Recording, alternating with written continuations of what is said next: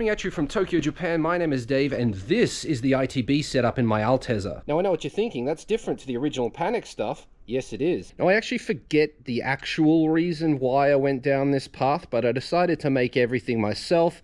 That way it would fit better. So here's 90% of it, all pulled apart. As I say, I forget the exact reason why I decided this was so important to me to make my own stuff. But whatever the reason was, I decided that I needed to 3D print my own velocity stacks and filter system. And if I got a 3D printer, I could do that and maybe make a bunch of other cool stuff as well. So what had happened was, I started off printing up the velocity stacks in the size and shape that I wanted.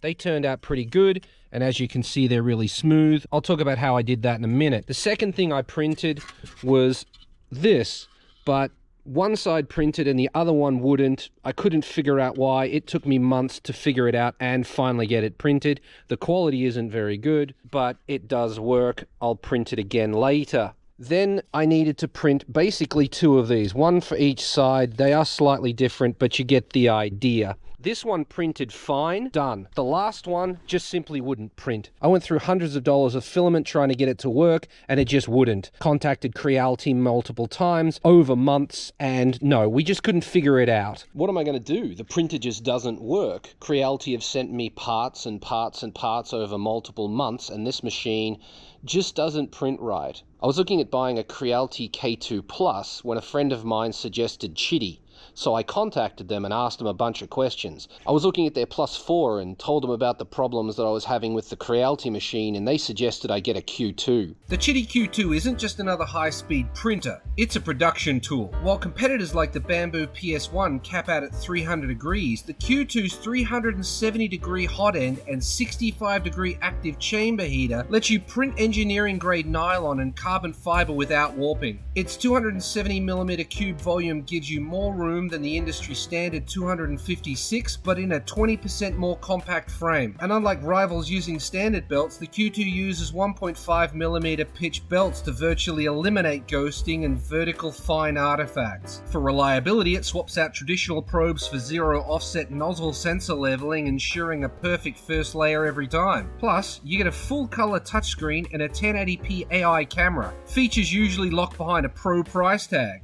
Open source, clipper based, and MET safety certified. Whether it's speed, temperature, or precision, the Q2 offers more hardware for your money than anything else in its class. No more screws or bolts. It just clips on and off. Super easy. And there it is. Got my PPS-CF in there. It's been cooking at 125 degrees for the past 10 hours. So it should be dry enough. I'll move that straight from there into this dryer that's in the corner. I have my risers printed to give me about 100 mil of extra clearance. That allows the Bowden tube to follow a smooth path no matter where it is on the bed. This has been a long time coming.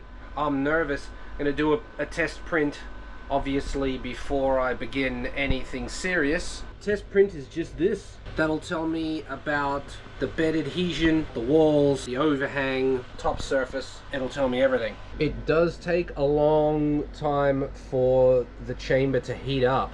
Look at this. 7%. I've never seen it that low before. So we've got dry filament. There's no two ways about that. I think 9's as low as I'd seen previous. So the blast oven is a good investment. As soon as it hit 60 degrees, we started moving. It's doing a standard bed mesh, and I can see that the nozzle is clean still. So we've got no oozing, which is fantastic. This is at 320 degrees, and our print has begun.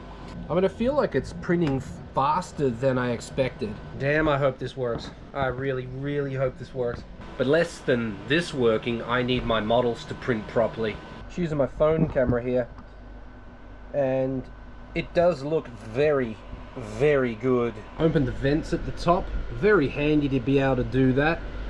We've dropped the temp down, so the moment of truth. What is it like? How easily does it... Okay, off the bed easy. First layer looks good. We've got nice wall. Yep, it's uniform, which I'm happy with. Top layer looks good. Need my glasses. Yep, top layer looks perfect to me. I'm not going to adjust that at all. It's quite heavy. Okay, support pulled away easily.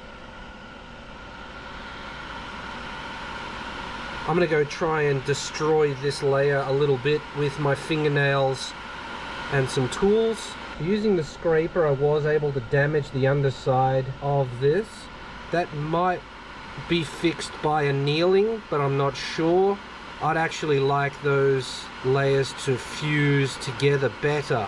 The glue did help with removing this from the bed, so I'll use glue in the future with this. Now I'm 100% sure that the Q2 could reprint these much better than what they are. This is junk because I can't get another one exactly the same. I'll reprint these on the Chitty. But these work, so I'm going to run with them, and in the future, if I ever have some spare filament and some spare time, I'll reprint them, but it really isn't necessary because they're good enough.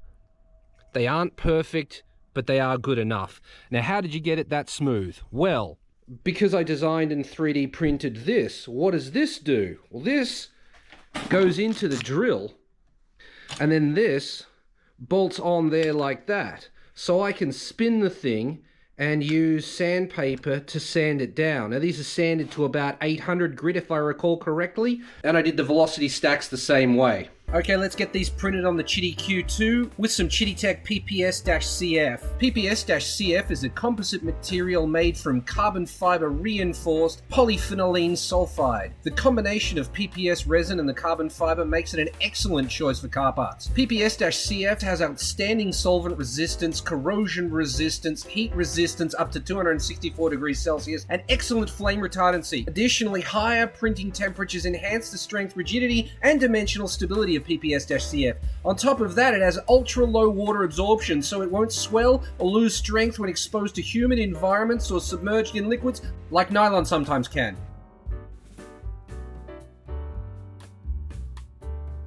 I did the faces like this. Here on this stack of tires, I have a sheet of glass. First off, I'm going to clean it. Just got a razor blade here, bit of Windex or invisible glass.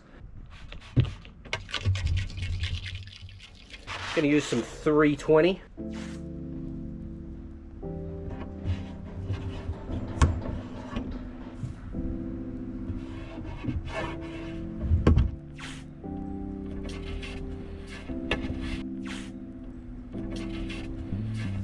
All right, that should be pretty flat.